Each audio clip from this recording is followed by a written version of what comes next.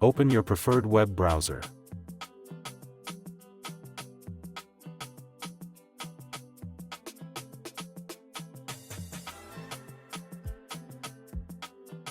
Go to the WhatsApp web website by typing https://web.whatsapp.com into the address bar.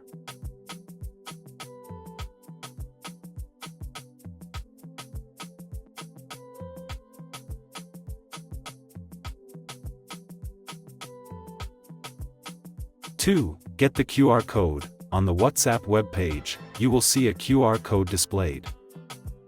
3. Open WhatsApp on your phone. Launch WhatsApp on your smartphone.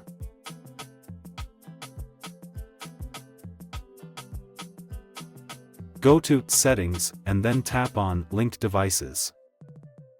Tap on Link a device on your phone. Use your phone's camera to scan the QR code displayed on your laptop screen. Once the QR code is scanned, your WhatsApp messages will appear on your laptop screen.